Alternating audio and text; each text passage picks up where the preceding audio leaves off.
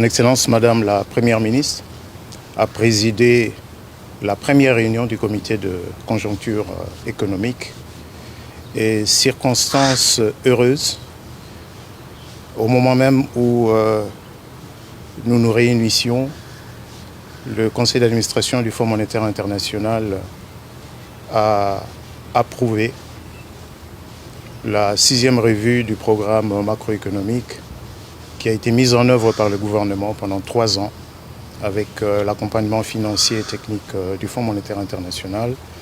Il est important de souligner que dans l'histoire économique de ce pays, ce sera la première fois qu'un gouvernement aura été jusqu'au terme d'un programme avec le Fonds monétaire international. Mais plutôt que de se satisfaire de ce résultat encourageant, Madame la Première ministre a indiqué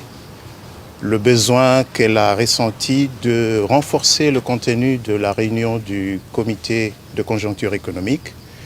Elle nous a annoncé le nouveau format. Ce format va permettre à la chef du gouvernement d'avoir les leviers du suivi de la situation économique et financière du pays et le tout dans le but spécifique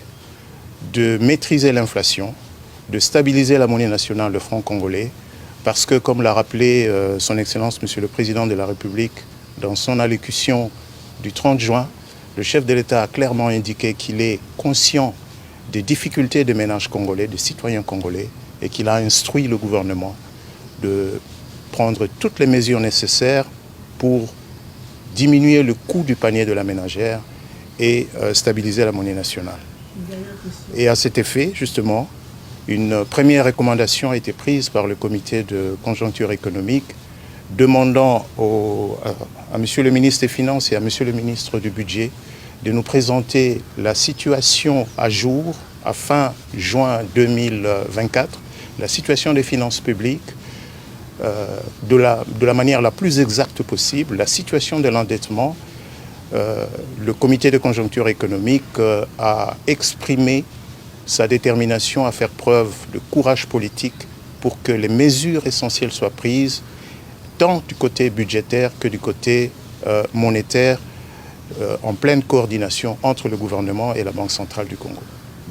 Il est évident que même si la réunion à laquelle nous venons de prendre part, vous connaissez l'intitulé, c'est un comité de conjoncture économique, donc nous examinons essentiellement les problèmes économiques, mais il y a bien un lien entre la situation sécuritaire parce qu'il y a des pertes de recettes publiques à cause de la présence de ces forces négatives à certains points d'entrée dans notre pays. De la même manière qu'on note